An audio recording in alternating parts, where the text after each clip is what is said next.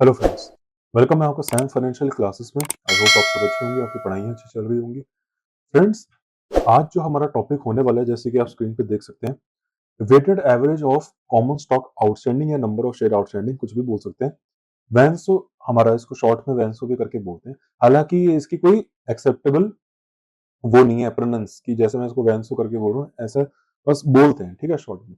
वैसे इसको weighted average number of common stock outstanding बोलते हैं, कॉमन शेयर आउटस्टैंडिंग या नंबर ऑफ शेयर आउटस्टैंडिंग, जैसा बोलते हैं। ये हमारा टॉपिक है, ये सेकंड स्टेप है हमारा, ठीक है। मतलब बेसिक ईपीएस मैंने जब आपको बताया था कैलकुलेट करना होता है, तो मैंने आपको बोला था पहले आपको income available to common stock holder निकालना है। वो मैंने आपको बता दिया कैसे निकालते हैं, इन डिटेल डिस्कशन हमने अपना उस पर कर लिया था। उसके बाद जो हमको करना है बेटा सेकंड स्टेप, वो है weighted average number of common share outstanding, वैंसो की कैलकुलेशन। इसकी ही कैलकुलेशन स्टूडेंट्स को बताऊं बहुत टेक्निकल लगती है, समझ में नहीं आती कि भाई ये निकाला कैसे, ये आता कैसे है। ये अगर आप लोगों ने सीख लिया, बस आपका यहाँ पे मोस्ट ऑफ द काम डन हो जाएगा, ठीक है स्टूडेंट्स। बहुत इजी है, कोई स्ट्रेस लेने की जरूरत नहीं है। मैं आपको बहुत इन डिटेल समझाऊंगा, बहुत लॉजिकली समझाऊंगा। आपको कभी भी टेंशन नहीं आएगी इसमें। मैं आप लोगों को इतना बता रहा हूँ कि इस जो जितने भी अब मैं अपनी सीरीज बनाऊंगा इस पूरे वेटेड एवरेज पे, अगर आपने मेरा वो लेक्चर देख लिए तो बेटा आप ईपीएस में एक्सपर्ट बन जाओगे, चाहे वो डाइल्यूटेड ही क्यों ना हो और चाहे वो बेसिक क्यों ना हो, ठीक है। आइए, उसके लिए लेकिन आपको मेरा लेक्चर बेटा अच्छी तरह पूरा देखना पड़ेगा। आप कुछ मिस नहीं कर सकते इसमें। अगर आपने मिस कर दिया तो बेटा ये एक डोमिनो इफेक्ट की तरफ फिर आपकी तरह काम कर जाएगा। एक अगर आपका गिरा कंसेप्ट तो आगे कंसेप्ट गिरते पे गिरता रहेगा ईपीएस तक, ठीक है। एक रीडिंग करते हैं, बहुत ही डिटेल्ड है वैसे बेटा ये concept, weighted average number of common outstanding, लेकिन आपके सीएमए यूएसए के सिलेबस में बहुत ही सिंपल दिया हुआ है, ठीक है। उस और उतना सिंपल बेटा, उतने में भी स्टूडेंट्स बताओ इसमें डरते हैं और कहते हैं कि डाइल्यूटेड ईपीएस नहीं है, वो हटा दिया, ये वो इतना बेटा वैसे ही आधा तो आपको सिलेबस कम है। अगर मैं आपको दिखाने पे आ जाऊं ना अपना, तो इतना है। ये चीज आपको पढ़नी नहीं, चीजें आपको पढ़नी नहीं, टेक्निकल भाषा आपको पढ़नी नहीं है। मेन सारी चीजें बस आपको उसने गिवन कर रखी है, डाइल्यूटेड ईपीएस भी उसने चीजें छोटी मोटी गिवन कर रखी है। वो भी अगर आप लोग नहीं कर रहे तो बेटा बहुत ही दिक्कत हो जाएगी, ठीक है। तो बहुत ही सिंपल वे में दे रखा है बेटा। अगर आपको ज्यादा टेक्निकल है तो आप सीपीआई या एसीसी लेवल का एपीएस देख सकते हैं, आपको समझ में आ जाएगी कि हाँ भाई हमारा तो बहुत ही सिंपल, ठीक है। चलिए, लेकिन एक्चुअली में रियल लाइफ में लेकिन आपको बेटा और भी बहुत चीजें करनी पड़ती है। जैसे अभी तो मैं जो आपको बेसिक ईपीएस बता रहा हूँ वो एक ऑर्डिनरी बेसिक ईपीएस कैलकुलेशन बता रहा हूँ, लेकिन रियल लाइफ में ऐसा नहीं बेटा। रियल लाइफ में ईपीएस के भी अलग मेथड्स हैं। जैसे एक टू क्लास मेथड है ना। टू क्लास मेथड वैसे तो मुझे ऐसा लगता है कि आपके सीएमए यूएसए में भी होना चाहिए था, क्योंकि अगर डाइल्यूटेड ईपीएस है तो फिर एक टू क्लास मेथड भी होता तो कुछ दिक्कत होती नहीं। अब आप बोलोगे इससे सिलेबस वगैरह बढ़ गया, बेटा ये सब बातें नहीं होती, क्योंकि रियल लाइफ में बहुत ही बेसिक चीज है ना। तो बेसिक ईपीएस कैलकुलेशन के भी एक दूसरा मेथड है, टू क्लास मेथड, लेकिन वो तभी कैलकुलेट किया जाता है जब पार्टिसिपेटिंग सिक्योरिटीज आपके पास होती हैं। पार्टिसिपेटिंग सिक्योरिटीज क्या होती हैं या पार्टिसिपेटिंग प्रेफरेंस शेयर्स क्या होते हैं, वो आपको अभी यहां नहीं पढ़ना। जब मैं आपको सेक्शन बी में टाइप्स ऑफ प्रेफरेंस शेयर्स पढ़ाऊंगा तब आपको समझ में आ जाएगा बेटा प्रेफरेंस पार्टिसिपेटिंग प्रेफरेंस शेयर्स होते क्या है। और पार्टिसिपेटिंग प्रेफरेंस शेयर होल्डर की वजह से आपकी बेसिक ईपीएस इफेक्ट हो जाएगी। सिर्फ बेसिक ईपीएस नहीं बेटा, आपकी डायलूटेड ईपीएस भी इफेक्ट हो जाएगी। हाँ, तो अभी हम खैर धीरे धीरे पढ़ेंगे और मैं आपको छोटा सा खैर एक हिंट तो मैं दूंगा बेटा कैसे टू क्लास मेथड आपको निकालना है, क्योंकि मुझे ऐसा लगता है कि आपको पता होना चाहिए। एज अ मैनेजमेंट अकाउंटेंट बहुत इंपॉर्टेंट है। मैं सोच भी नहीं सकता कि मैनेजमेंट अकाउंटेंट को इसकी नॉलेज नहीं है कि वो रियल लाइफ में बेटा कैसे कर लेगा, ठीक है। मुझे ऐसा लगता है, इसलिए मैं तो आप लोगों को कराऊंगा, समझना भी चाहिए और आपको और ज्यादा डिटेल में ईपीएस अच्छी तरह समझ में आ जाएगा, ठीक है। तो आपको जैसे मैं पढ़ाऊंगा बेटा आप लोगों को वैसे ही पढ़ना है। कुछ आपको इधर उधर का नहीं सोचना है, कहाँ गिवन है क्या गिवन नहीं है, सब हटा दो बेटा, ये फालतू बातें, ठीक है। जो मैं आप लोगों को पढ़ा रहा हूँ आपको बस वही पढ़ना है, ठीक है। आप बिलीव करिए उसमें आपका एक्स्ट्रा ही कवर होगा, सारी चीजें आपके कवर हो जाएंगी बेटा, ठीक है। और कुछ चीज आप एक्स्ट्रा ही पढ़ लोगे। चलिए, क्या है the weighted average number of shares is मतलब एनसो इज एन अर्थमेटिकल, मतलब ये कोई फाइनेंशियल वगैरह कोई वो नहीं है। वेटेड एवरेज नंबर पता नहीं कौन सा फाइनेंशियल टर्म है, नहीं नहीं।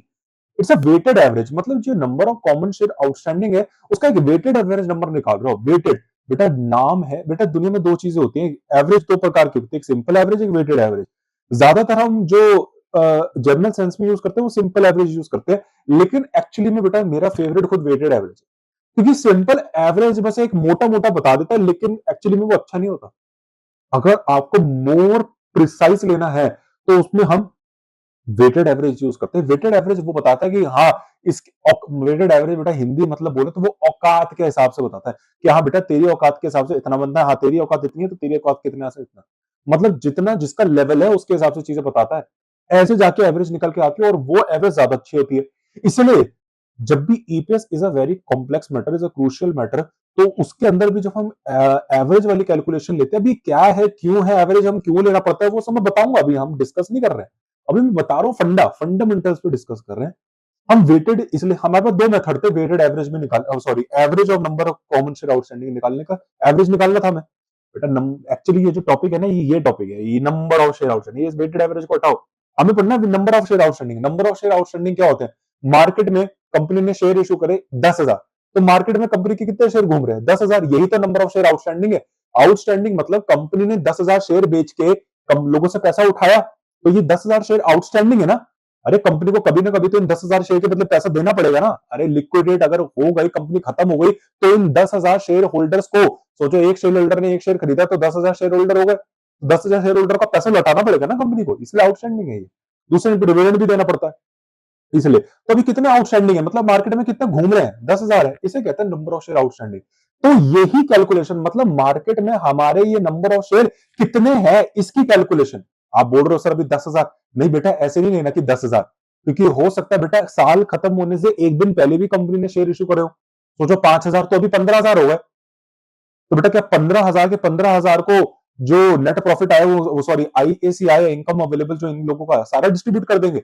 मतलब किसी कंपनी ने एक दिन पहले भी शेयर इशू करे, उसको भी पूरे साल का प्रॉफिट का हिस्सा देना चाहिए क्या बेटा? आप मुझे बात बताओ, आपने कंपनी का एक शेयर खरीदा एक दिन पहले, बस साल खत्म होने से पहले, और कंपनी का प्रॉफिट आ गया 31 दिसंबर को, आपने 30 दिसंबर को शेयर खरीद लिया, तो आप बोलोगे हाँ मैं तो कंपनी का मालिक बन गया ना, मैं तो कंपनी का मालिक बन गया ना। और आप ये बोल रहे हो और आप ये एक्सपेक्ट भी कर रहे हो कि कंपनी जिसने पूरा साल वो प्रॉफिट कमाया, आपको भी उसमें से आपको एक हिस्सा देगी उस प्रॉफिट का? नहीं देगी, आप तो सिर्फ एक दिन पहले ही मालिक बने हो। आपने आपने जो कंपनी को पैसा दिया, उस कंपनी ने सिर्फ उसको एक दिन भी यूज नहीं करा, और वो पैसा आपका अभी धंधे में यूज भी नहीं हुआ है, उस प्रॉफिट को कमाने के लिए एक दिन भी यूज नहीं हुआ, तो आपको एक दिन, आपको कुछ भी नहीं मिलेगा बेटा उसमें, हिस्सा कुछ भी नहीं हिस्सा मिलना आपको उसमें से। हाँ, अगर आपने 6 महीने पहले कंपनी का वो शेयर खरीदा होता तो एटलीस्ट आपका 6 महीने पैसा यूज होता, तो उसमें भी आपको सिर्फ 6 महीने का हिस्सा मिलेगा। जितना टाइम आप पैसा कंपनी को दोगे, मतलब जितना टाइम आप कंपनी के साथ रहोगे, उतना ही हिस्सा आपको मिलेगा। जिसमें आपने सोचो 9 महीने पहले शेयर खरीदा, तो इसका मतलब 9 महीने के लिए आपने कंपनी को पैसा दिया, तो कंपनी ने 9 महीने ही आपका पैसा यूज करा होगा, तो वो 9 महीने ही पैसा कंपनी ने उस नॉट प्रॉफिट उस प्रॉफिट को कमाने के लिए यूटिलाइज किया होगा आपका पैसा, इसलिए आपको 9 महीने का ही पैसा मिलेगा, पूरे साल का हिस्सा नहीं मिलेगा आपको। तो आप देख रहे हो वेट्स के हिसाब से दे रहे हैं। अगर आपने 9 महीने यूज करा तो 9 महीने देंगे, अगर आपने 6 महीने के लिए पैसा दिया तो 6 महीने के लिए यूज करेंगे, अगर आपने एक दिन के लिए करा तो कुछ भी नहीं देंगे। अबे एक दिन का कितना निकल के आया, ना के बराबर। सिंपल एवरेज में क्या था, सबको बेटा सबको एक साथ दौड़ा देंगे। मतलब अगर सिंपल एवरेज में क्या होता है, कुछ फर्क हमको नहीं देखना, डेट वेट क्या है, कितने टोटल नंबर कितना है, 10,000 15,000, तो टोटल 15,000 इतने नंबर ऑफ शेयर है, सॉरी इतना प्रॉफिट है, इतना प्रॉफिट 15,000 लोगों के बीच में बांट देंगे ये लोग। अबे भाई साहब आराम से सांस ले। 10,000 ठीक है, 10,000 के बीच में तो बंटना था क्योंकि उन्होंने पूरे साल पैसा दिया, लेकिन 5,000 तो कंपनी ने बस एक दिन पहले इशू करे हैं। अबे उनको भी पूरे साल का प्रॉफिट दे देगा क्या? ये बेचारे तो फिर पागल बन गए, वो बोलेंगे ये अच्छा है हमने पूरे साल पैसा दिया, हमको भी उतना ही मिल रहा है, और इन्होंने एक दिन पैसा दिया, इनको भी उतना ही मिल रहा है, तो हम पागल थे पूरे साल पैसा फंसाया कंपनी में, हम भी एक दिन पहले खरीद लेते। सही बात है ना बेटा, थोड़ा लॉजिक सोचो ना। इसलिए इसलिए यहां पे जो मेथड यूज किया है वो वेटेड एवरेज यूज किया गया, ताकि जिसने जितने टाइम पैसा दिया है उतने टाइम उसको उसका शेयर मिलेगा, ताकि चीटिंग ना हो जाए। बेटा नाइंसाफी हो जाएगी ना, सिंपल एवरेज में तो सबको उतना ही मिलेगा, सिंपल एवरेज में तो उतना ही सबको ही मिलेगा ना। 10,000 वाले सोचो पूरे साल जिस कंपनी ने दिया उसको भी उतना ही मिल रहा है, 15,000 5,000 एक दिन पहले उनको भी उतना ही मिल रहा है, क्योंकि सबको एक साथ इंक्लूड कर लिया ना, खिचड़ी बना दी, नंबर ऑफ शेयर में इंक्लूड करा, डिवाइड करा, आ गया। अबे भाई ऐसे नहीं होता, सिंपल एवरेज नहीं फॉलो करना। सिंपल एवरेज में बेटा आप सबको बताओ एक ही जगह ज्यूम कर दो, गधे उड़े सभी ज्यूम हो गए। आपको बताऊं क्या, सबको अलग अलग करके ज्यूम करना है। तभी हमने weighted average number of share outstanding use करा। वेटेड, हमने एवरेज के भी दो मेथड होते हैं, सिंपल सिंपल को हटाया क्योंकि भाई उसमें तो सबको एक मान रहा है, गलत है। वेटेड हमने यूज करा, ठीक है। तो वो एक अर्थमेटिकल मीन एवरेज है ना, स्टेटिस्टिक्स में जब हम यूज करते हैं arithmetical mean average, of share हम यूज करते हैं to be assume for the outstanding EPS computation. The most precise हमारा जो ईपीएस में बेटा जो कैलकुलेशन होता है वो ये वाला मेथड यूज करते हैं, ये रूल ऑफ 78 वाला मेथड हम यूज नहीं करते। ये मेथड क्या है आप लोगों को ये शायद नहीं पता होगा, अगर किसी ने सीपीए या एसीसीए करा होगा तो उसको कुछ हद तक इसकी नॉलेज होगी बेटा। यूएस में बेटा बहुत कम ही है जो इसको ये एक्चुअली में लोन की तरह यूज होता है, लोन में यूज होता है बेटा, ठीक है। ये मेथड अगर आप देखेंगे जो पॉपुलर है ज्यादातर लोन में यूज होता है, और यूएस में भी बेटा इसके कुछ कंडीशंस है कि आप इसको कहां यूज कर सकते हो लोन में। लॉन्ग टर्म ऐसा नहीं है कि बेटा कोई लॉन्ग टर्म लोन आ गया तो आप इसको हर जगह यूज करोगे, नहीं। एटलीस्ट जहां तक मुझे पता है 61 मंथ्स या उससे ऊपर का तभी आप इस मेथड को यूज कर सकते हो, ऐसे आप यूज नहीं कर सकते। खैर ये आपके सिलेबस में नहीं है। ईपीएस में भी आप इसको यूज कर सकते हैं लेकिन अंडर यूएस अलाउड नहीं है। यूएस में बेटा आप इसको ईपीएस में रूल ऑफ 78 मेथड यूटिलाइज नहीं कर सकते, हम इसको मेथड नहीं यूज करेंगे, बेकार है बेटा अगर आप ऐसा करोगे। लेकिन रियल लाइफ में बहुत लोग इसको यूज करते हैं लेकिन वो गलत है। यूएस में तो अलाउड नहीं है बेटा, ठीक है। उन्होंने साफ साफ बोला कि भैया ये फालतू मेथड्स आप यूज नहीं करेंगे, सीधी सीधी बात है, हम एक ही मेथड यूज करते हैं और यही एक्चुअली में सबसे प्रिसाइज भी है बेटा। रूल ऑफ 78 मेथड होगा, ठीक है, लेकिन ये ज्यादा प्रिसाइज भी नहीं होता, ठीक है। कैलकुलेशन जो सबसे बेस्ट आती है, जो मोस्ट लॉजिक भी होती है, वो मोस्ट प्रिसाइज वाली। ये क्या होती है जो मैं अभी आपको बताऊंगा क्या होती है, would be the sum of the share. आपको वही number of the share outstanding लेना है और उनके पर्टिकुलर वेट्स के साथ उनको असाइन करना है, divided by the number of days. हमारे बस हम क्या है बेटा, हम डेज नहीं लेते, हम मंथ्स लेते हैं। हम क्या है डेज नहीं लेंगे, हम मंथ्स लेंगे, बात वही है, ठीक है। कोई नहीं, हम मंथ्स में निकालेंगे, ठीक है। हम ये वाला मेथड यूज करेंगे, आप लोगों को टेंशन नहीं लेना क्या है, कौन सा मेथड है, किधर मेथड है, सब देख लेंगे। The denominator in the calculation of basic EPS is based on the weighted average number of common shares outstanding during the period। हाँ वो हमको पता है, अरे मैंने आपको बताया था ना बेसिक ईपीएस की कैलकुलेशन के लिए हमारे पास डिनोमिनेटर डिवाइड बाय डिनोमिनेटर है ना। डिनोमिनेटर मैंने कर लिया, अब डिनोमिनेटर तो बचा है वही है। तो denominator for basic EPS does not include the potential common stock.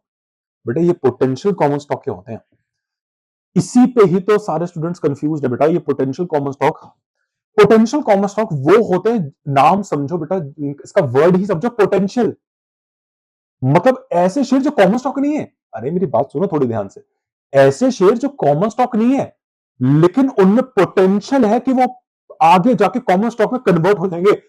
एक एग्जांपल आपको दे देता हूं, हालांकि मैं आपको सेक्शन बी में पढ़ाऊंगा जब मैं टाइप्स ऑफ प्रेफरेंस शेयर्स पढ़ाऊंगा। सर ये टाइप्स ऑफ प्रेफरेंस शेयर में हमने पढ़े तो थे क्यूमुलेटिव नॉन क्यूमुलेटिव। बेटा वो टाइप्स ऑफ प्रेफरेंस शेयर नहीं है, वो types of preference share dividend है। प्रेफरेंस शेयर को आप जो डिविडेंड देते हो वो कितने प्रकार के, वो दो प्रकार के, क्यूमुलेटिव नॉन क्यूमुलेटिव, वो डिविडेंड के प्रकार है। Preference share cumulative non cumulative नहीं होते, प्रेफरेंस शेयर होते हैं बेटा वो बहुत प्रकार के, वो हम वहां देखेंगे। हालांकि तीन मेन होते हैं, मेन तीन होते हैं, non convertible preference share, convertible preference share और पार्टिसिपेटिंग प्रेफरेंस शेयर। ये तीन होते हैं, ये तीनों में आपको वैसे मैं आपको भी बताऊंगा वैसे, है ना, इसी लेक्चर में आपको बताऊंगा ताकि आपको पता चल जाए। पोटेंशियल कॉमन स्टॉक क्या होता है, पोटेंशियल कॉमन स्टॉक वो होते हैं जो लीगल फॉर्म में तो प्रेफरेंस शेयर नहीं, और लीगल फॉर्म में कॉमन स्टॉक नहीं है। अब सर ये लीगल फॉर्म क्या होता है, अभी बताता हूं बेटा, थोड़ा सब्र तो रखो। जो लीगल फॉर्म में कॉमन स्टॉक नहीं है लेकिन उनमें आगे जाके ऐसा पोटेंशियल है कि वो कॉमन स्टॉक में कन्वर्ट हो जाएंगे। जैसे बेटा एक बीज होता है, एक सीड है, वो अभी तो अभी अभी करंट फॉर्म में वो एक सीड दिख रहा है, मतलब अभी जो उसकी वास्तविकता है, अभी जो उसका स्टेटस क्वो है वो अभी सीड में, लेकिन आगे जाके उसमें पोटेंशियल है कि वो एक टमाटर बन जाए। पोटेंशियल, तो पोटेंशियल कॉमन स्टॉक ये होता है कि वो स्टॉक अभी कॉमन स्टॉक नहीं है। कॉमन स्टॉक क्या होते हैं, जो असली मालिक होते हैं, लास्ट वाले, पता है ना आप लोगों को। अभी वो प्रेफरेंस है बेचारे, एग्जांपल ले लो, प्रेफरेंस है, लेकिन ऐसे प्रेफरेंस शेयर या स्टॉक जो आगे जाके कॉमन स्टॉक में ऐसा पोटेंशियल रखते हैं कि वो कॉमन स्टॉक में कन्वर्ट हो जाए, और ऐसे ऐसे वाले प्रेफरेंस शेयर को बेटा कन्वर्टेबल प्रेफरेंस शेयर बोलते हैं। समझा रहा हूं बेटा, मैं आपको धीरे धीरे वहां तक लेके आ रहा हूं, बहुत ही डिटेल चर्चा चलेगी बेटा, आप टेंशन मत लीजिए। तो वो यहाँ पे यही कह रहा है, तो डिनोमिनेटर फॉर बेसिक ईपीएस, जब भी आप ईपीएस कैलकुलेट करते हो, कौन सी बेसिक अब ईपीएस, अरे ईपीएस कैलकुलेट, लेकिन कौन सी बेसिक ईपीएस। तो जब भी आप बेसिक ईपीएस कैलकुलेट करते हैं तो हम कभी भी पोटेंशियल कॉमन स्टॉक, या मैं आपके अगर मैं बिल्कुल सिंपल बोलूं तो कन्वर्टेबल प्रेफरेंस शेयर्स को आप इंक्लूड नहीं करते। इसका मतलब ये है जब भी आप बेसिक ईपीएस निकालेंगे तो हम कन्वर्टेबल प्रेफरेंस शेयर नहीं यूज करेंगे। हाँ बेटा हम नहीं यूज करेंगे, लेकिन एक जगह हम यूज करेंगे, डाइल्यूटेड ईपीएस में। जब मैं आपको डाइल्यूटेड ईपीएस पढ़ाऊंगा तो बेटा वहां पे हम पोटेंशियल कॉमन स्टॉक को यूज करेंगे बेटा। हाँ, कन्वर्टेबल पोटेंशियल कॉमन स्टॉक जैसे convertible preference share, convertible preference share को हम यूज करेंगे डाइल्यूटेड ईपीएस की कैलकुलेशन पे नहीं करेंगे, डाइल्यूटेड ईपीएस की कैलकुलेशन में यूज करेंगे। बेसिक ईपीएस की कैलकुलेशन में भाई साहब ऐसे पोटेंशियल कॉमन स्टॉक को बाहर रख के आएंगे दरवाजे के। हाँ भाई साहब आप बाहर रहिए, आपकी कोई जरूरत नहीं है यहाँ पे। हाँ, तो बेसिक ईपीएस जब हम निकालेंगे, जब हम बेसिक ईपीएस निकालेंगे तो प्रेफरेंस शेयर्स हम यूज करेंगे या नहीं करेंगे वो डिपेंड करता है वो प्रेफरेंस शेयर्स कौन सा है। अभी बताता हूं, ये 3 टाइप्स ऑफ प्रेफरेंस शेयर्स अभी मैंने आपको बताया बेटा। एक तो होते हैं नॉन कन्वर्टेबल, जो बिल्कुल सिंपल वाले, अरे सिंपल वाले जो मैंने आपको बताया अभी, जो बिल्कुल प्लेन प्रेफरेंस शेयर होते हैं, मतलब उनका बेटा जन्म भी प्रेफरेंस शेयर है, उनका मरना भी प्रेफरेंस शेयर है, सीधी बात है। अब ये रिडीमेबल नॉन रिडीमेबल अभी आपको यहाँ पे नहीं जाना, इतना टेक्निकल नहीं है आपके सिलेबस में, और ना ही मैं इतना टेक्निकल आपको जा रहा, लेकिन हाँ मैं थोड़ा सा आपको बताऊंगा, ठीक है। नॉन कन्वर्टेबल मतलब वो बिल्कुल सिंपल होते हैं, मतलब उनका कहा वो लीगल फॉर्म में भी और उनकी कैरेक्टरिस्टिक्स में भी, मतलब वो पोटेंशियल नहीं है, मतलब उनके लीगल फॉर्म, मतलब जब भी कंपनी ने वो शेयर इशू करे थे तो प्रेफरेंस करके इशू करे थे, और आगे जाके वो कन्वर्ट भी नहीं होंगे, कभी कभी कॉमन स्टॉक में होंगे, पोटेंशियल नहीं है, वो आगे जाके रहेंगे भी प्रेफरेंस शेयर में। तो बेटा ऐसे लोगों को नॉन कन्वर्टेबल बोलते हैं, मतलब सिंपल वाले जो अब तक हम पढ़ते आए हैं preference share, non convertible preference shares ये होते हैं बेटा वो, ठीक है। दूसरे क्या होते हैं, दूसरे होते हैं कन्वर्टेबल। ये क्या होता है अभी देखते हैं, ये सब कहां लिखा है ये सब मैं आपको भी बता दूंगा, इसका जो रेलेवेंट एएससी है जहां पे आप जाके रेफर कर सकते हैं, वैसे एएससी 260 है बेटा, ये यहां पे लिखे हैं सब चीजें, ठीक है। देखते हैं अभी यहाँ पे एएससी 260 बेटा बहुत बड़ा है, इसने ही सारी चीजें समझाई है, इसके अंदर आपको एक मेथड मिलेगा, चलिए मैं आपको बताऊंगा अभी कौन सा, convertible preference share, convertible preference share बेटा दूसरा टाइप ऑफ प्रेफरेंस शेयर्स की मैं बात कर रहा हूं। पहला है नॉन कन्वर्टेबल, पहला दूसरा है कन्वर्टेबल, तीसरा है पार्टिसिपेटिंग, ये मैं अपने सीएमए यूएससी के पॉइंट ऑफ व्यू से बात कर रहा हूं मैं, ठीक है। पार्टिसिपेटिंग प्रेफरेंस शेयर्स,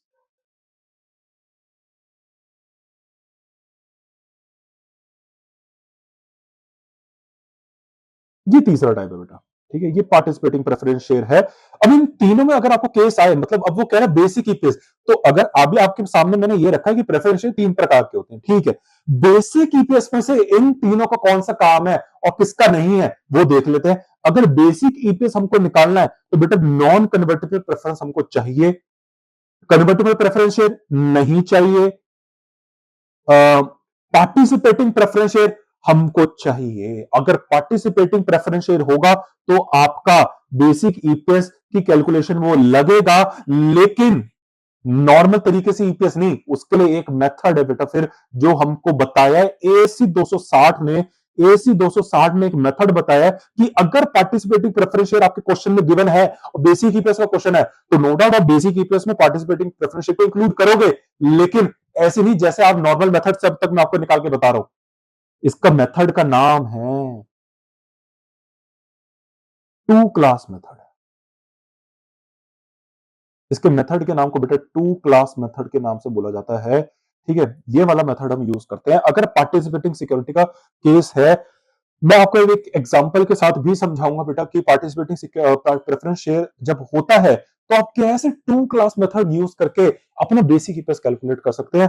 और ये नॉलेज बेटा हर एक मैनेजमेंट अकाउंटेंट को होनी चाहिए, इसलिए मैं आप लोगों को ये नॉलेज दूंगा, ठीक है। होनी चाहिए, हालांकि आपके सीएमए यूएसए के स्कोप से बाहर है, लेकिन बाकी सीएम, बाकी अगर आप कंट्रीज के मैनेजमेंट कोर्सेज देखेंगे वहां पे नहीं है बेटा बाहर, ठीक है। तो आपको स्टैंड आउट होना पड़ेगा, आपको इक्विवेलेंस एट पार नॉलेज तो बेटा लेनी ही पड़ेगी, ठीक है।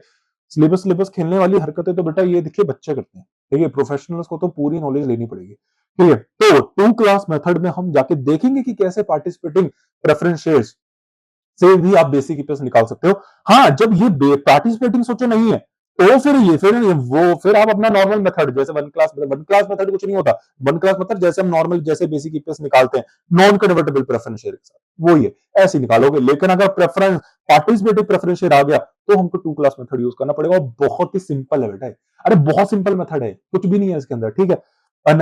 एलोकेटेड अर्निंग, अनएलोकेटेड अर्निंग्स वगैरह कैसे, हर चीज देखेंगे, एट्रीब्यूटेड टू कॉमर्स सब निकल जाएगा बेटा, कुछ भी नहीं है, बहुत सिंपल है, ठीक है।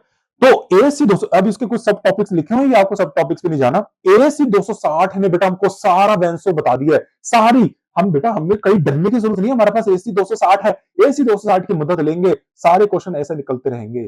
ठीक है, तो एसी 260 मैं आपको बताता रहूंगा। ठीक है, आप लोगों को सब चीजें समझाऊंगा, कहाँ एसी से 260 हमारी हेल्प कर रहा है, किधर हमको उतनी ही उसकी मदद चाहिए, क्योंकि ज्यादा मदद हमें उसकी नहीं चाहिए, ज्यादा मदद वो सीपीओ वालों की करता है। सीएम यूएसए के लिए कितनी मदद है बेटा, वो मैंने आप लोगों के लिए लिख दी, बस इतने चार्ट में इतनी मदद मैंने बहुत ही क्रक्स वे में लिख दिया, एसी 260 जितना हमको चाहिए इतना।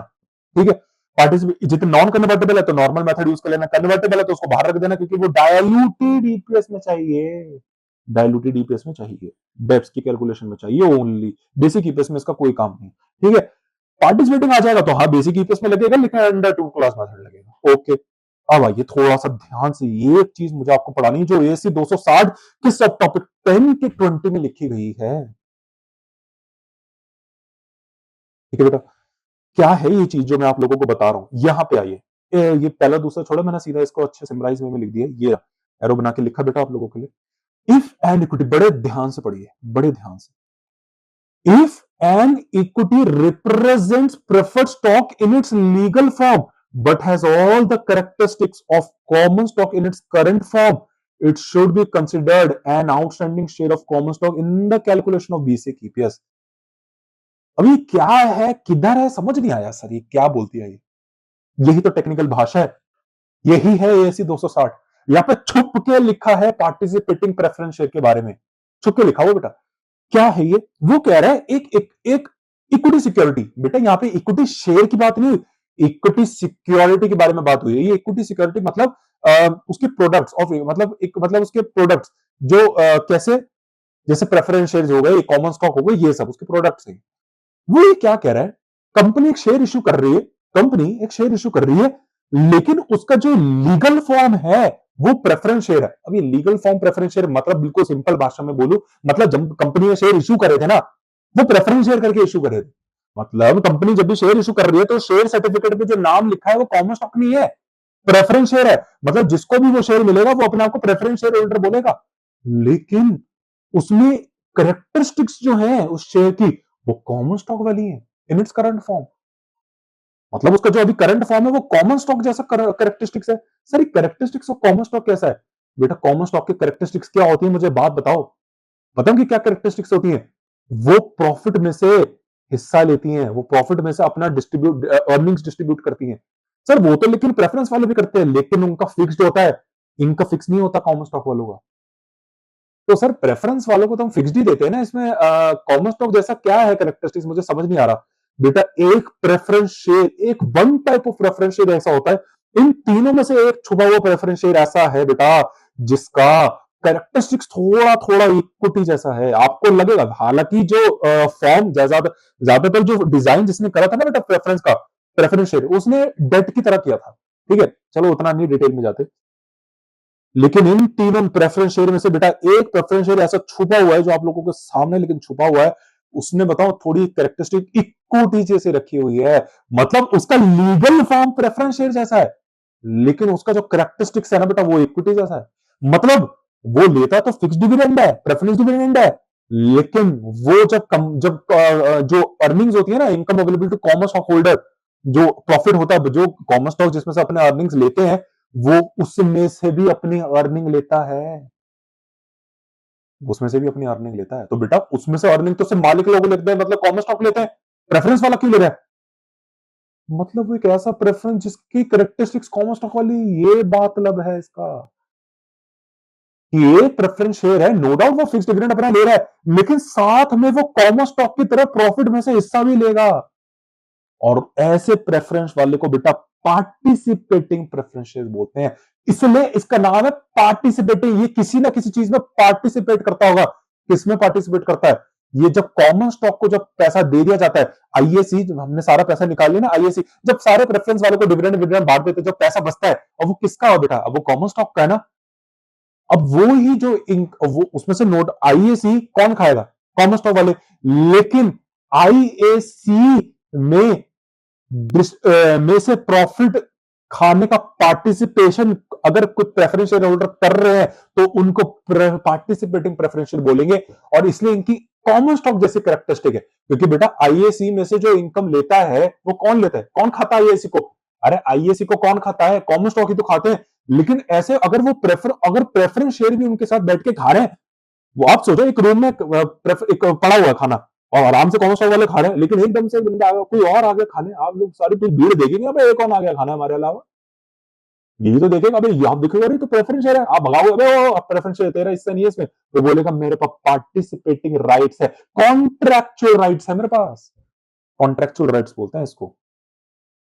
कॉन्ट्रैक्चुअल राइट्स वैसे जैसे इनका जो फिक्स डिविडेंड है उसको भी बोलते हैं, लेकिन इनके कॉन्ट्रैक्ट में ये भी लिखा गया है कि आप पार्टिसिपेट भी कर सकते हैं। तो बेटा ऐसे प्रेफरेंस शेयर, ये फिक्स डिविडेंड तो अपना लेंगे, लेकिन साथ में जो कंपनी की इनकम आएगी, मतलब जो कॉमन स्टॉक की इनकम होती है उसमें से भी जाके पार्टिसिपेट करेंगे। आप बोलोगे ये तो गलत बात है। हाँ बेटा ये लेते हैं, हिस्सा लेते हैं पार्टिसिपेटिंग के, ये कन्वर्टेबल नहीं है। अरे इसको आप गलती से भी कन्वर्टेबल प्रेफरेंस शेयर मत बोल देना कि ये इक्विटी में कन्वर्ट हो जाएंगे। तो आप बोलोगे सर एक सेकंड, तो ये भी तो वही है सर। सर ये चलो हम आपका ये बात समझ गए, ठीक है सर, पार्टिसिपेटिंग प्रेफरेंस शेयर ये अभी लीगल फॉर्म में तो प्रेफरेंस शेयर है, नाम तो प्रेफर है ना, लेकिन सर इनकी कैरेक्टरिस्टिक इक्विटी जैसे, क्योंकि ये प्रॉफिट में से भी हिस्सा ले रहे हैं, आईएससी में से भी हिस्सा ले रहे हैं। तो sir what about convertible preference share, क्योंकि लीगल फॉर्म में तो ये भी प्रेफरेंस शेयर है, लेकिन आगे जाके इक्विटी में तो ये भी कन्वर्ट हो जाएंगे ना सर, कॉमन स्टॉक में ये भी कन्वर्ट हो जाएंगे। लेकिन क्या ये करंट फॉर्म में, मेरा शब्द थोड़ा ध्यान से सुनो, लॉ की भाषा, यूएस गैप के एफएएसबी जो ने यूएस गैप भी अकाउंटिंग स्टैंडर्ड्स, इसको बड़े ध्यान से पढ़ना पड़ता है। लॉ की एक ही खासियत है बेटा, इसके एक एक वर्ड का मीनिंग होता है, अगर आप उसको इग्नोर करोगे सारा सिस्टम चेंज हो जाएगा। क्या शब्द यहां पे मैंने लिखा था, ये देखो, इन इट्स करंट फॉर्म में बेटा, करंट फॉर्म में इसकी कैरेक्टरिस्टिक इक्विटी होनी चाहिए बेटा। ये convertible no doubt, preferential no doubt convertible है, लेकिन क्या अभी के अभी कन्वर्ट हो गए? क्या अभी के अभी तो एक प्रेफरेंशियल ऑर्डर में, आगे जाके कभी कन्वर्ट हो सकते हैं, कि पोटेंशियल है, इनको पोटेंशियल कॉमन स्टॉक बोलते हैं बेटा। ये अभी तो करंट फॉर्म में इक्विटी नहीं है ना, ये पार्टिसिपेटिंग करंट फॉर्म में इक्विटी जैसी कैरेक्टरिस्टिक्स है, क्योंकि ये अभी के अभी अपना डिविडेंड भी खाएंगे और जाके आईएससी वालों के साथ भी बैठ के खाना खाएंगे, उनका हिस्सा भी लेंगे करंट फॉर्म में। लेकिन कन्वर्टेबल प्रेफरेंस शेयर अभी लीगल फॉर्म में प्रेफरेंस शेयर होल्डर है, लेकिन करंट फॉर्म में भी अभी प्रेफरेंस शेयर होल्डर है, कन्वर्ट नहीं हुए हैं, इसलिए इनको आउट ऑफ स्कोप रखा गया। तो बेटा इस डेफिनेशन के अंदर, इस डेफिनेशन के आधार पे, इस डेफिनेशन के अंदर, इसके अम्ब्रेला के अंदर कन्वर्टेबल प्रेफरेंस शेयर नहीं आता, इसके अंदर मतलब इसकी eligibility convertible preference share meet नहीं करता। इसलिए मैंने आपको इन डिटेल बताया, यहां से मैं आपको लिंक कर रहा हूं कि why under the denominator of basic EPS why we don't include potential common stock. पता है क्यों? अभी मैंने आपको, अभी तो मैंने आपको वैसे वैसे ही समझा देता, अब मैंने आपको अंडर लॉ बताया, मतलब एएससी के स्टैंडर्ड के हिसाब से बताया। अंडर एएससी 260 के सब टॉपिक 10 के 20 के अंदर इसकी डिटेल एक्सप्लेनेशन है कि क्यों आप इसको डायलूटेड ईपीएस में ही इंक्लूड करते हो, बेसिक ईपीएस में क्यों नहीं करते। क्योंकि इस डेफिनेशन के आधार पे, इस हाईलाइटेड डेफिनेशन के आधार पे convertible preferential no doubt in legal form वो प्रेफरेंशियल होल्डर है, लेकिन अभी उनका जो करंट फॉर्म है स्टेटस वो कॉमन स्टॉक नहीं है, उन्हें पोटेंशियल है आगे कन्वर्ट होने का, लेकिन अभी करंट फॉर्म में तो नहीं है ना। लेकिन पार्टिसिपेटिंग लेकिन पार्टिसिपेटिंग प्रेफरेंस शेयर का वो पोटेंशियल कॉमन स्टॉक नहीं है, वो इस डेफिनेशन के अंदर आ जाते हैं। क्यों? क्योंकि वो लीगल फॉर्म में भी प्रेफरेंस शेयर है और अभी करंट फॉर्म में उनकी जो कैरेक्टरिस्टिक्स है वो कॉमन स्टॉक जैसी हैं। मतलब अभी वो प्रेफरेंस डिविडेंड भी लेंगे और जाके अपना आईएससी के साथ पैसा, वो उनका प्रॉफिट भी बैठ के खाएंगे, मतलब वो जो बेचारे कॉमन स्टॉक खाते हैं उनका भी हिस्सा जाके खाएंगे। इतने बेशरम है, मतलब पेट अपने अपने प्रॉफिट से पेट नहीं भर रहा कि उनका भी जाके खाएंगे। हाँ खाएंगे जाके, क्यों नहीं खाएंगे, यही तो पार्टिसिपेटिंग है। तो वो इस डेफिनेशन के अंदर आ जाएंगे कैरेक्टरिस्टिक्स। और बेटा देखो कन्वर्टेबल नॉन कन्वर्टेबल प्रेफरेंस का जो कैरेक्टरिस्टिक्स वैसे भी नहीं होता ना इक्विटी ज्यादा है, तो वो प्रेफरेंस ही ना। और नॉन कन्वर्टेबल की तो बेटा बात करो ही मत, ये तो बेचारे है ही जन्म से भी प्रेफरेंस और मरने से भी प्रेफरेंस, है ना। तो इनको तो स्कोप से बाहर, ये तो है ही बेटा प्रेफरेंस। इनको तो डेफिनेशन में आप सोच भी नहीं सकते लाने की, क्योंकि उनका लीगल फॉर्म भी यही है और कैरेक्टरिस्टिक्स तो कोसों कोसों दूर है कैरेक्टरिस्टिक्स ऑफ कॉमन स्टॉक से, है ना, कोसों कोसों दूर है। तो इट शुड बी कंसिडर्ड, तो इसलिए यहां पे हम पार्टिसिपेटिंग प्रेफरेंस इंक्लूड करेंगे, नॉन नॉन कन्वर्टेबल कन्वर्टेबल सबको इस स्कोप से दूर रखेंगे, क्योंकि वो पोटेंशियल कॉमन स्टॉक है, लेकिन एसी 260 के अंदर नहीं आते। एसी 260 की 10 के 20 के सिर्फ और सिर्फ पार्टिसिपेटिंग प्रेफरेंस आते हैं, और अगर वो आते हैं तो यहां पे आपको 2 क्लास मेथड यूज करना पड़ेगा ईपीएस के लिए, बेसिक ईपीएस के लिए। और अगर कन्वर्टेबल वाला तो आ नहीं रहे, तो कन्वर्टेबल बेसिक ईपीएस में यूज नहीं होते, लेकिन वो डायल्यूटेड ईपीएस में यूज होते। और बेटा पार्टिसिपेटिंग सिक्योरिटी डायल्यूटेड ईपीएस में भी यूज होगी।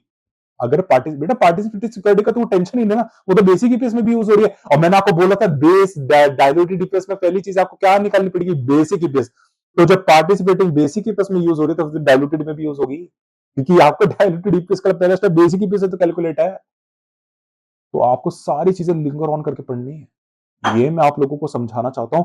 यही मेरा आप लोगों को पढ़ाने का मोटिव है। सेकंड डेफिनेशन यही इसकी उल्टी है। If an equity security represent common stock in its legal form, मतलब एक ऐसी सिक्योरिटी, मतलब जब कंपनी ने शेयर इशू करे थे, इस बार वो प्रेफरेंस शेयर में इशू नहीं करे, अबे वो इस बार सच में कॉमन स्टॉक में इशू करे हुए हैं, मतलब उनका काम ही कॉमन स्टॉक जैसा है, लेकिन उसके कैरेक्टरिस्टिक्स बेटा जैसे प्रेफरेंस स्टॉक वाली है, तो आप उसको फिर कॉमन स्टॉक में इंक्लूड नहीं करोगे, क्योंकि बेटा वो बस दिखने से कॉमन स्टॉक है, लेकिन उनमें एक कैरेक्टरिस्टिक जैसी कॉमन स्टॉक में जैसी नहीं है।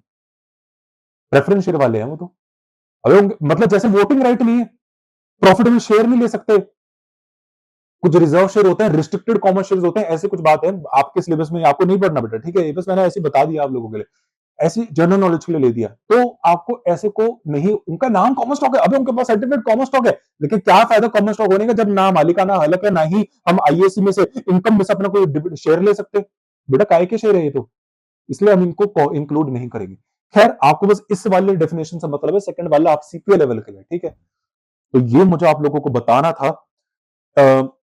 अगली क्लास में बेटा हम एक विद एग्जांपल इन डिटेल पढ़ेंगे, और मैं आपको इसमें बताऊंगा कि क्या क्या चीजें हमारे सिलेबस में, हालांकि मैंने आप लोगों के लिए लिख दिया, चार्ट बना के मैंने आप लोगों के लिए यहाँ पे सामने लिखा हुआ बेटा, ठीक है। तो चैनल को सब्सक्राइब करिए, वीडियो को लाइक करिए, मिलते हैं आपसे नेक्स्ट क्लास।